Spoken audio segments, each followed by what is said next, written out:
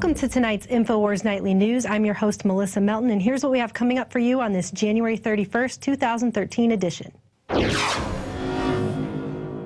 Tonight, high military alert across the Middle East after an Israeli attack inside Syria. Meanwhile, U.S. Special Forces are deployed to Jordan, and the Russian fleet in the Mediterranean is also on high alert. Then, a look at the mainstream media's continuing campaign to deceive the public and gut the Second Amendment. That's up next on the Infowars Nightly News.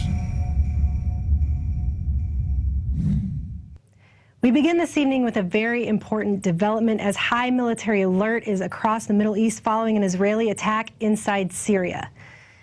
Syria has now moved troops to the Israel-occupied Golan Heights. The Lebanese army has reinforced its southern outposts, and Jordan has positioned troops on the Jordan River border with Israel. The Russian fleet in the Mediterranean is also on high alert. U.S. forces are now stationed in Turkey, and special forces have also been deployed. And American, German, and Dutch Patriot missile units are on the Turkish border, also on high preparedness. And basically, this Israeli attack is a desperate bid to save this failed Syria campaign. As Tony Cartolucci points out at Infowars.com, Israel has now conducted airstrikes inside Syria based on suspicions of chemical weapons transfers.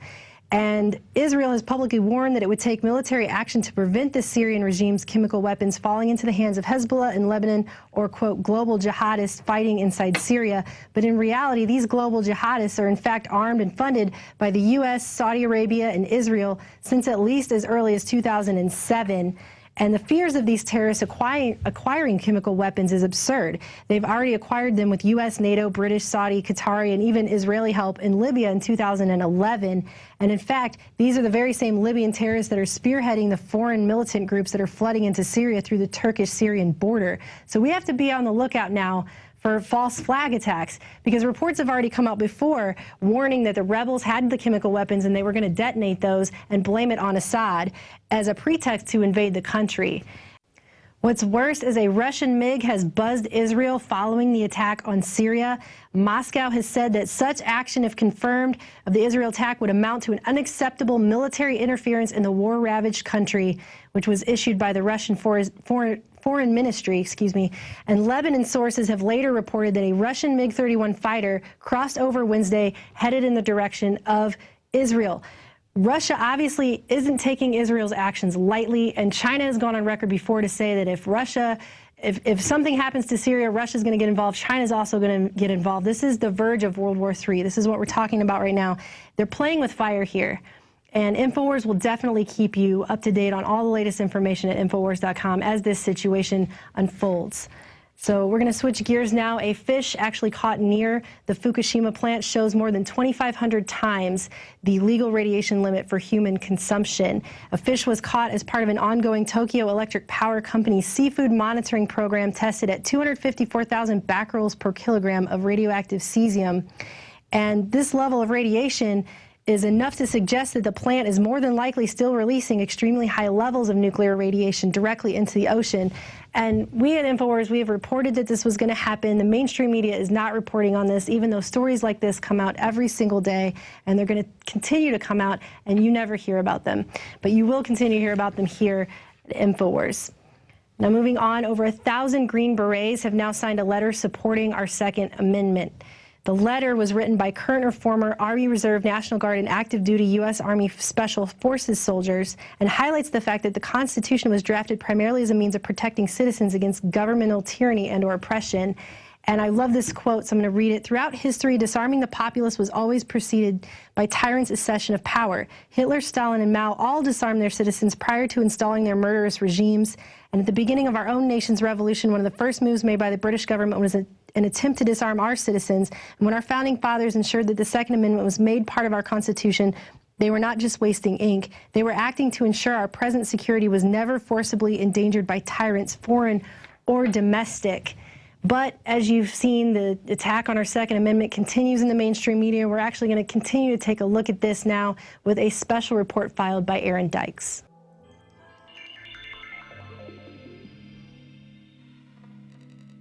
Aaron Dykes here for Infowars.com. Now, we've seen already how the gun grabbers will stop at almost nothing to advance their agenda as long as they get to rein in the Second Amendment right, because the fact that individuals have rights is very threatening to any authoritarian government, whatever its stripes, political stances, or colors. But the latest hoax we saw on MSNBC is just incredible. They went out of their way to distort gun owners and advocates of the Second Amendment right who were in testimony Monday with the parents of the Sandy Hook victims, and MSNBC deliberately edited testimony of Neil Heslin, the father of Jesse Lewis, as he advocated restricting assault rifles, banning high-capacity clips, which is fine. You can understand his grief, why he would speak out on that, even though I think it's a misguided position. I certainly sympathize with the families who lost children, with anyone who's lost children or family members in a tragedy, but what's not okay is the way that Martin Bashir, Lawrence O'Donnell, and other figures on MSNBC, on blogs across the internet, went with the hoax on purpose, where Neil Heslin, in the middle of his testimony, asked the rhetorical question, who of you in this room can answer this question?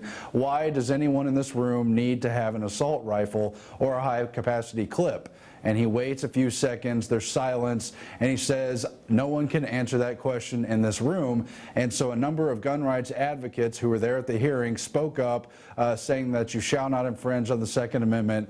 I ask if there's anybody in this room that can give me one reason or challenge this question, why anybody in this room needs to have one of these assault-style weapons or military weapons or high-capacity clips.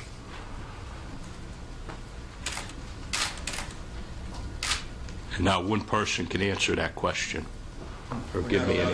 No, Section 8 shall not be infringed. All right. And what they did was edited this part of the testimony, edited out the part where the father asked the question, and just made it look like people were interrupting this father's testimony who had just had children die in Sandy Hook, and obviously it's a very sympathetic moment. We're all entitled to our own opinion, and I respect their opinions and their thoughts, but I wish they'd respect mine and give it a little bit of thought. A father's grief interrupted by the cries of a heckler. That was the scene today in Hartford, Connecticut, where the parents of children killed at Sandy Hook Elementary testified before an audience that wasn't always friendly. Deliberately distorted it, just like they deliberately edited the audio of the Trayvon Martin shooting to make it seem like it was racially motivated, when in fact it turned out that Zimmerman had often worked with the black community. He himself was a mixed race, and really race shouldn't have been the main issue of that. Certainly it's legitimate to question if his death was justified. We get that MSNBC is state-run propaganda for the Obama administration, just as Fox News was blatantly state propaganda during the George W. Bush years, and the next time they roll out a president, maybe they'll switch networks again, or maybe MSNBC will continue on its current track. I get it. What do you expect from a pig but a grunt? But what I don't understand is why they always paint anyone who asks questions, anyone who stands up for rights, anyone who says that we're being delivered hoaxes in the media to push an agenda, why those people are blamed, and why they always say, how dare you ask those questions or defend those rights because of the families who have victims from this tragedy. Why don't any of the parents from these tragedies, whether it's 9/11 or Sandy Hook or any the Colorado shooting, anything, why don't they get mad at the establishment using their tragedy to advance the establishment's agenda? It's very clear. We know that Feinstein was pursuing the assault weapons ban before the Sandy Hook shooting. It's very clear that Rahm Emanuel said their policy, that the Obama administration's policy, is to use crises. Don't let a good crisis go to waste. You never want a serious crisis to go to waste. And what I mean by that, it's an opportunity to do things that you think you could not do before. We know that the Patriot Act was written beforehand and on the books, and the Bush administration was looking for the excuse to get it put into law. We know that the Project for a New American Century wanted a Pearl Harbor-style attack to advance an American empire agenda, a multi-theater war overseas. We know they have agendas. They announced them. They've been uncovered, found by researchers, but they always say, how dare the researchers question, how dare you question those in in power who admittedly are just seeking more power and will use any tragedy to find it. Why don't the parents get mad at the establishment for using their tragedy? That I don't understand. And why do we put up with MSNBC deliberately advancing hoaxes? It's sickening. Aaron Dykes signing off for Infowars.com. So as you can see there, the mainstream media deliberately edited that to make it look bad for gun owners, to make them look bad, to continue this further demonization. And if that's not enough, the mainstream media just continues the attack on Second Amendment and on gun owners, as you will see here. Those, crazy crackers on the right, like if they start with their very hateful language, just disgusted with the tone. So these guys have to be very, very careful. I think that's the other thing that these guys know is that those, crazy crackers on the right, like if they start with their very hateful language, that is going to kill them in the same way that they learned at their little retreat that let's not talk about rape. So as you can see there, we're considered crazy crackers, but we also are doing the hate speech. But as we're about to show you here, it's not us that's involved in the hate speech, it's the mainstream media. Let's take a look at this. In America's gun culture, I believe the NRA is the new KKK. Wow. And that the arming of so many black youth and loading up our communities with drugs and then just having an open shooting gallery is the work of people that, obviously don't have our best interest. And I think pause. I've listened to the full interview. You can go listen to it for yourself. This is incredible. And you're racist if you want the Second Amendment, and it's our fault there's a gangster culture in rap and pit bulls, and Michael Vick, I guess, did that with those dogs. It's our fault, ladies and gentlemen. But check it out. Gun owners aren't just the KKK. Apparently, we're also Nazis. Surely finding Osama bin Laden, surely passing civil rights legislation as Lyndon Johnson was able to do, and before that, surely defeating the Nazis was a much more formidable task than taking on the gun lobby. This is a turning point in this country, and the president is going to have to do more than just make a speech about it. So there you go. We're KKK members, we're Nazis, we're crazy crackers. They're pulling out all the stops, and just when you think it couldn't get any more ridiculous, check this one out. The Supreme Court ruling in Heller, which struck down the District of Columbia's ban on handguns, laid out a good framework. It said an individual right to bear arms does exist, but it comes with limitations like every amendment. Those on the pro-gun side must recognize no amendment is absolute. The First Amendment protects freedom of speech. It's hallowed. But you still can't falsely shout fire in a crowded theater or traffic in child pornography. Those are reasonable limits on the First Amendment. But for the last several years, my particular focus in the area of gun safety has been on responsible gun ownership and background checks. Which neither of those two things would have had anything to do with preventing Sandy Hook, as the person who supposedly perpetrated those crimes didn't get those guns illegally, didn't have a background check, and was going into a gun-free zone with guns and murdering people. So none of the stuff that guy just said made any sense at all. But where is this headed? Well, an NPR article that came out says that should gun owners have to buy liability insurance? Apparently they're saying you have to buy car insurance, so you should also have to buy gun insurance. And they aren't the only ones actually saying that. If you'll recall, I actually wrote an article back in the beginning of January when Kurt Eichenwald, the contributing editor at Vanity Fair, wrote an article titled, "Let's Repeal the Second Amendment." And one of the things that he talks about in there is that this amendment has nothing to do with modern America. A free state doesn't mean a free country. The phrase people doesn't mean all people. And basically, we need to have a new amendment, and gun owners should be forced to purchase insurance. He says the new amendment should read, "The people retain the right to keep and bear arms subject to reasonable restrictions deemed necessary by the Congress and the President to secure the lives and well-being of others." Really. And that the restriction he really wants to impose, and this is a quote, but here's the restriction I really want to impose, "Force all gun owners to purchase liability insurance." So basically, they're talking about an Obamacare now for gun owners, and it's just unbelievable. And now we go to the quote of the day. "Happy the man who has been able to learn the causes of things." Virgil. I think that's meant to be taken tongue-in-cheek.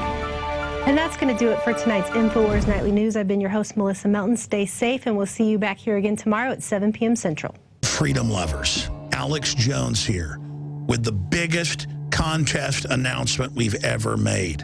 This is so incredibly exciting. We are launching Operation Paul Revere. What did Paul Revere do? He rode through the countryside in New England saying, to arms, the redcoats are coming. Oneth by land, twoeth by sea.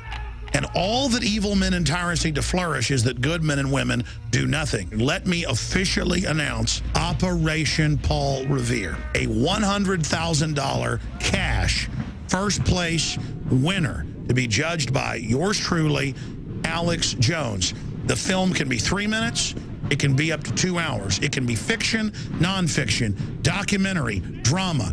It's got to promote liberty and freedom and expose tyranny and oppression. And it's not just people in the U.S. that can enter. It's folks worldwide. The rules, the details are at Infowars.com/contest. You have to read the rules and officially sign up for this because it's a $100,000 prize, first place, $10,000 second place, $5,000 third place. But just as I did last year with the reporter contest, we are going to crowdsource from the pool of incredible talent out there and hire several official crews to be directors and writers and camera people in Infowars.com produced major films and documentaries that will be put in movie theaters and on cable. And I've got all the connections to get it done. Together, we're going to really give the New World Order hell. This is extremely exciting. I've made over 20 films. One of them alone has reached more than 40 million people on YouTube and Google Video. The Obama Deception, Endgame, Fall of the Republic, Road to Tyranny. Films are the most effective thing I do, but they're very time-consuming. And so I want to turn the power of we the people loose here. And your art, your research, your ideas are unstoppable. We're officially kicking the contest off this Friday. And you've got a little more than 3 months until April 30th. Just a little more than 3 months to produce your documentary or your film and get it out. And it will absolutely reach tens of millions of people. Our normal contests get about 500 entries. That's what $10,000 prize is. This is 10 times that. $100,000 for first place. That's one of the biggest contests out there.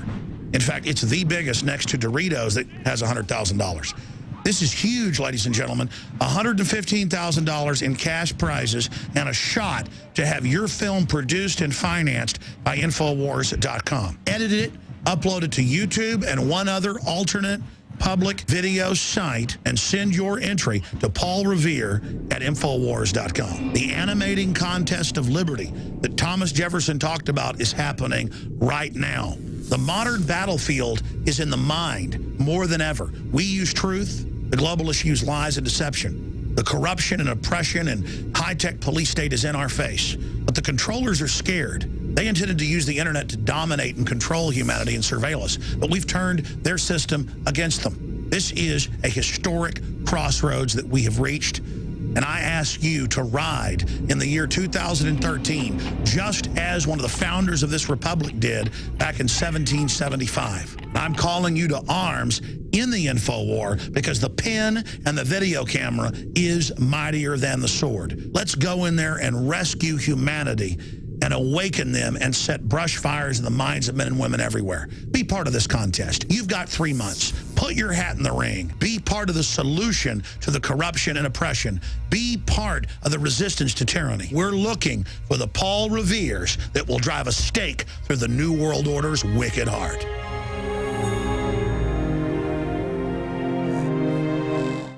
ProPure is introducing Pro One.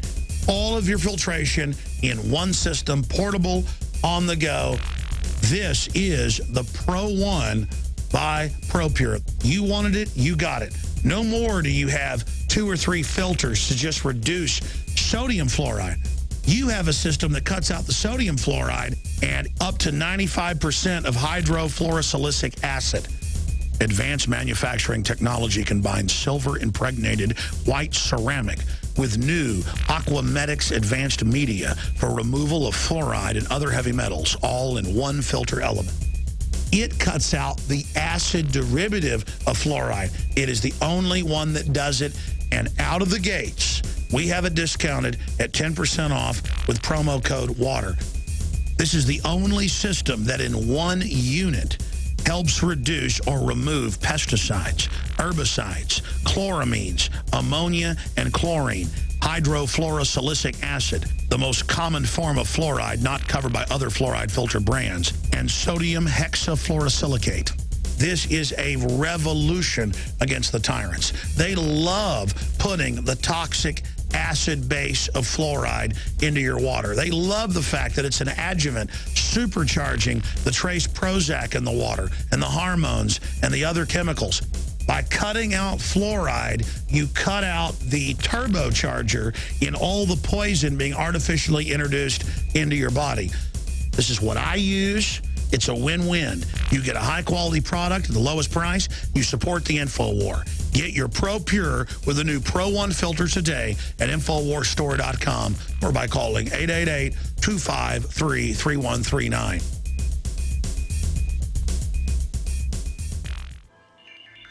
Alex Jones here with a message that could revolutionize health in this country. Going back about 1.5 years ago, I began to learn about the incredible health effects of longevity products. Aaron Dykes lost 92 pounds. We're going to show you some before and afters. Aaron, break down what happened, your story. I've worked really hard with diet and exercise to try to lose weight, but I just didn't get the results. It just didn't happen. Then I saw what you were doing with InfoWarsTeam.com.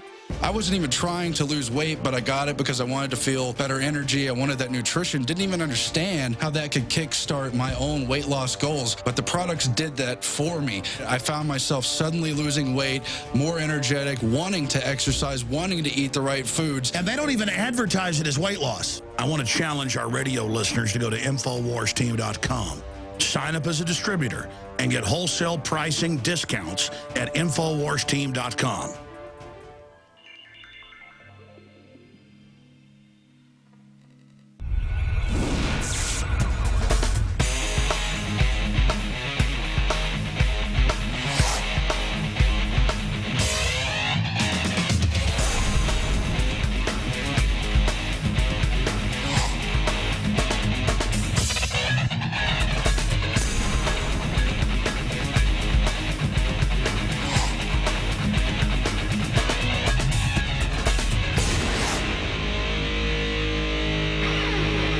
These are aerial pictures here in Harris County, Texas. As we have been watching the better part of this last hour, North Harris campus is on lockdown. This is an active situation. We are not showing you live pictures because of what we may possibly see. The corporate state-run media calls anybody that questions the official propaganda that's pumped out by the government and the dinosaur media as conspiracy theorist. And that's just a way to demonize your opposition and to try to get weak-minded people to not investigate the information that the alternative media is putting out. Now, that said, it doesn't mean that everything the government or mainstream media puts out is a lie. I've gotten a lot of criticism for not coming out and saying that Sandy Hook is an inside job. It has some of the telltale signs of being an inside job, but those are the same signs you will see if the government is simply using the crisis, like Rahm Emanuel has famously said, don't let a good crisis go to waste. Here's a clip of that. You never want a serious crisis to go to waste. And what I mean by that, it's an opportunity to do things that you think you could not do before. Now again, in the last month and a half, I have not come out and said that this was clearly a staged event. Unfortunately, evidence is beginning to come out that points more and more in that direction, and we're going to show you that information in a moment. Now, a lot of the tens of millions of video views on YouTube concerning the Sandy Hook hoax surround CNN and what appears to be people who've been coached, people who've been given cue cards, people who are behaving like actors. And we see CNN criticizing all the witnesses from the helicopter and the news crews and witnesses, adults that saw multiple people being detained who were in camo. We're told, oh, those are 5-year-olds saying that. It's a conspiracy theory. When it's not 5-year-olds saying that, it's adults. It's police admitting that, quote, police officers were arrested from other jurisdictions, creeping around the woods. Something serious is going on here. And CNN, over and over again, is at the heart of the fishy things that are happening. Now, remember, in 1990, 1991, when the Gulf War started, CNN would send out their raw feeds to their news affiliates, and on it there was clear blue screens on top the roof of CNN Center in Atlanta with their top reporters claiming they were in Israel under sarin nerve gas attack from Scuds. And later they had to admit quietly, but this is on record, we're going to show you some clips, that indeed they were in Atlanta, Georgia, and that they were not being attacked by Scud missiles with sarin gas. CBS News got caught scripting videos as well. And there's a lot of examples of this. So let's go ahead and look at those clips. Yeah. Jesus Christ. I'm starting to get real bothered by all this. You ready?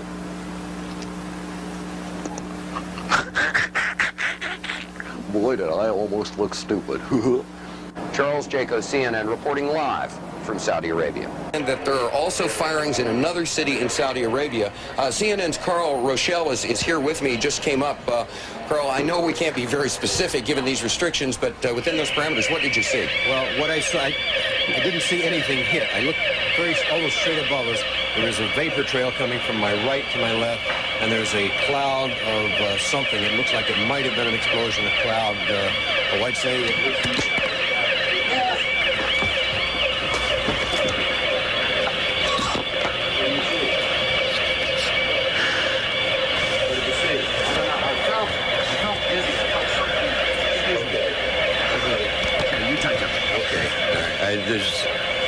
my apologies for that. He's putting on a gas mask. There hasn't been any gas dropped here that we could tell. You smell anything? No. You may smell some of the fumes from a missile exhaust going off. The missiles use a rocket, a cordite, some sort of burning. We just heard a little thump just then. But I have to apologize for that. I caught a whiff of something and felt momentarily dizzy. You're more experienced. Now remember, that's only a small portion of hours of raw CNN feed that back in the old days they didn't scramble the big satellite feeds because they thought most people wouldn't have a 12-foot dish to get it. But people did record that, and that's how they got caught with their pants down. And notice that blue screen in the background so they could project the Tel Aviv and Jerusalem skylines in the background. Coming up, we've got Anderson Cooper, supposedly at Sandy Hook, and it's clearly blue screen. I've worked with blue screen for 17 years. We've got it right in there. We know what it looks like. We know what the anomalies look like. And we know what happens when you don't tune it properly. It's clearly blue screen. And you can draw from that what you want. That's coming up in a moment. So CNN's done it before. I have mainstream news articles here out of the Washington Post, out of WorldNet Daily, where CNN had to admit that they had Army psychological warfare inside of their system, basically crafting the news. And then, of course, we have things like Operation Northwoods, where in 1961 the Joint Chiefs came to Kennedy with Lemnitzer's plan and said, we want to stage shootings around America in crowded public places like movie theaters and things, and on the street to blame the Soviets as a pretext for war with Cuba. And Kennedy said no. They've had the plan for mass shootings before, so we can't be attacked and others can't be attacked for questioning known liars who put on fake news and questioning a government that's been caught wanting to stage shootings. And they didn't just plan to stage shootings. In the 60s, 70s, and 80s, this was declassified by the Italian government and their president and the head of their CIA a few years ago, that the U.S. government used terrorists to stage terror attacks, and NATO did this as well to blame their political opposition, be they left or right, similar to what we saw with Oklahoma City. And part of that program was called the NATO option or Operation Gladio. So look that up for yourself. I've also interviewed police officers that were involved in the rescue at Oklahoma City, like Mr. Browning, who's in the award-winning film A Noble Lie, who were threatened by the FBI if they talked about what they knew with death. But was told more than once or twice by agents in the area that people like my wife and I would have ended up dead by not going along with what we knew to be true. Wow, so you're a decorated Vietnam veteran, police officer, one of the heroes that responded when there could have been other bombs and was thought there were other bombs, and the FBI agents in the police office are telling you do what you're told or you and your wife are dead. And you're saying this on record here, sir. Yes, sir. What did they know about? Federal agents inside planning the bombs in Oklahoma City. And it was Attorney General Holder, who later ran the false flag of Fast and Furious, who was Deputy Attorney General back in 1995, who ran the cover-up. And those emails have come out in different lawsuits that are available online if you'd like to look those up. Go out and check everything I'm telling you. And you're going to find out it's even worse than I'm saying. In fact, that's what I get criticized for is, not covering at all this piece of evidence, that piece of evidence. There's too many. I clearly believe from the evidence children were really killed in Sandy Hook, and it's a real tragedy. But the fact that they're having people script things and that answers are being scripted is incontrovertible. We're going to get to some of that evidence right now. It's believed at this hour, and it's been confirmed to ABC News by state police there in Connecticut, that 2 shooters were initially believed involved in the mass shooting. One of those shooters now dead. What's not been confirmed is whether or not that gunman took his own life or whether or not there was something that ensued after authorities began arriving at the scene. Now, I'm just going to hit a few of the big unanswered questions of Sandy Hook. Just a few. The mainstream media keeps saying conspiracy theorists say there were multiple shooters. Nobody said that but a few poor 5-year-olds who were traumatized. So we go and look, and there's countless adult witnesses. There's helicopter footage. There's police reports. There's video. There's local news accounts saying, oh, it was a tactical officer from a nearby jurisdiction who happened to be hanging out in the woods and wearing the same thing as what people said the shooters were wearing. No big deal, though. Let's just go ahead and ignore that. And that's in the Newtown Bee and other publications. And then, again, we have the newscast saying other shooters and showing people being grabbed in the woods. But we're told we never saw that. Here's a clip. They did walk a guy out of the woods. I saw him walk a guy out earlier with handcuffs. He walked by us and said he didn't do it. It was a grown man. A grown man, yeah. He's sitting in the front of the police car over there now. So, I mean... He didn't have a gun? No, I didn't see any gun. Just had him handcuffed. And he walked by us and looked into parents' eyes and said, I didn't do it. How was he dressed? Camo pants with a dark jacket. Roger. I have reports that the teacher saw 2 shadows running past the building, past the gym, which would be rear... base. They're shooting. Yeah, we got them. They're coming at me down Coast Point. Come up the driveway left side. That's 6. This is it. One of the big issues out there that has people asking questions is Robbie Parker, who reportedly lost one of his daughters. And people see the photos out there where it looks like Obama's meeting with all 3 of his children and things like that. And when you watch the footage, I know grieving parents do strange things, but it looks like he's saying, okay, do I read off the card? He's laughing, and then he goes over and starts basically breaking down and crying. So let's show that clip. Family is there, and they're getting ready to come to the microphone, so we'll listen in. Okay.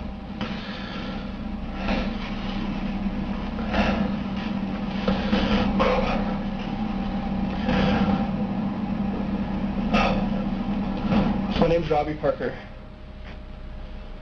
My family is one of the families that lost a child yesterday in the Sandy Hook Elementary School shootings here in Connecticut. I haven't touched this, okay? All I know is they're seizing on it. They staged Fast and Furious. The head of Gun Owners of America has said on my own show, Larry Pratt, that if they'd staged Fast and Furious that killed thousands, our government, to blame the Second Amendment, they'd stage anything. What is your take right now on this situation? What do you, I mean, obviously they're seizing on it politically. Obama's saying you shouldn't have semi-auto. We're seeing Michael Moore, all the usual suspects. Sure. Bloomberg's telling police to go on strike. We're going to cover all those points. But what does your gut tell you? Now, we have to admit that maybe this is something that our government is capable of, because this is only 12 people murdered. They were good for 400 in Fast and Furious. All I know is overall gun crime's going down, so I'm just defending the Second Amendment. But people are pointing this out. I didn't cover it until last week. They had the Lone Star College gang-related shooting where 3 people were shot, thank God not killed. And CNN kept saying, we're not going to show you live feeds because of what you might see. We're going to show that in a moment. And I was watching the local KHOU and getting to see what people were actually saying. And so that's a big deal in news when they start deciding not to show you helicopter footage because of what you might see. Another school shooting. These are aerial pictures here in Harris County, Texas, as we have been watching the better part of this last hour. North Harris campus is on lockdown. This is an active situation. We are not showing you live pictures because of what we may possibly see. As a result, we are showing you delayed tape pictures as police, SWAT, FBI now. This is the same CNN that staged Scud attacks that their people were supposedly under with a blue screen. Now, ladies and gentlemen, the finale. I saw this footage where Anderson Cooper turns. He's supposedly there at Sandy Hook in front of the memorial, and his whole forehead and nose blurs out. I've been working with blue screen, again, for 17 years. I know what it looks like. It's clearly blue screen. Clearly. And I thought, that's got to be somebody's doctored YouTube. There's no way. We went to CNN, found a link where the whole interview had been posted. It's been removed. Oh, by the way, just like some of the earlier clips, like Robbie Parker, have been removed. I forgot that. So I'm thinking, okay, they took it down. Let me go to archive.org, which is a respected group that puts the archives up, and I found it all unedited right there, exact same footage in high def. And we're going to show you a clip of that right now, full size, and then we'll enhance it and blow it up. All right, folks. Again, when we see these anomalous clips, we actually do our best to go to the source. And the best we can tell, they did post the entire interview after they did it on CNN.com, but it's been removed. But we went to Internet Archive, highly respected archive.org. This is not some, quote, conspiracy site. This is archive.org. They've got an unedited entire interview in 10-minute chunks. That's how they do it. So here it is at the very beginning of this chunk where his nose disappears, and we have blue screen here. It's clearly blue screen. Is there anything else you want to say? Is there anything else you want to say?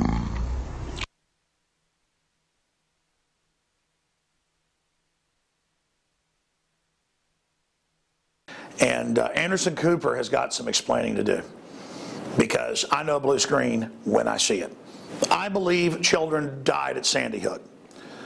And there are a lot of parents going through serious grief, so that can account for some of the strange behavior. Nothing can account for what happens to his nose. And this is CNN, admittedly run by the Pentagon and PSYOPs, Washington Post, WorldNet Daily. This needs to be investigated. They're clearly using this to go after our guns. The government knows overall violent crime's down 49% in the last 20 years. They know more guns means less crime. So they're clearly being opportunistic. That's undoubted. Something, though, is really starting to get suspicious here. I mean, I'm sick of it always being a conspiracy. We know it's a conspiracy that they're putting people on Prozac and stuff that makes them go out and do this. We know that's the real cause of some of these real shootings. It's at the root. But the fact that this whole thing could be staged, it's just mind-blowing. Tell us what you think. Great job to all the people out there, the crowdsourcing that are researching all these clips. No wonder CNN won't put out a live feed anymore. I mean, they are panicked because they know you're watching and I'm watching. Just like Kurt Haskell, lawyer with his wife, with the underwear bomber a few Christmases ago. He saw the government getting him on the plane. He was the only guy to tell that story for a month and a half. And then on C-SPAN, the Undersecretary of State Kennedy admitted that they'd been ordered by an unnamed U.S. agency to help that patsy get on the plane. There have been numerous cases where our unilateral and uncoordinated revocation of a visa would have disrupted important investigations that were underway by one of our national security partners. They had the individual under investigation, and our revocation action would have disclosed U.S. government's interest in that individual and ended our colleagues' ability, such as the FBI, to pursue the case quietly and to identify terrorist plans and co-conspirators. The system's scared because they know I'm watching and you're watching. So you can't blame anybody for not believing known certified liars in the government and at CNN. It's that simple. Sorry, we don't trust you anymore. If you told us the sun came up in the morning, people would go out and check before they believed you. Alex Jones signing off for Infowars.com.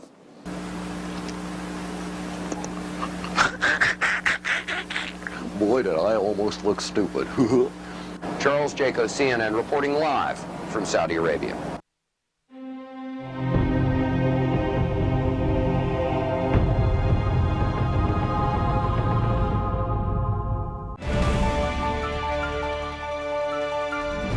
And that's going to do it for tonight's InfoWars Nightly News. I've been your host, Melissa Melton. Stay safe, and we'll see you back here again tomorrow at 7 p.m. Central.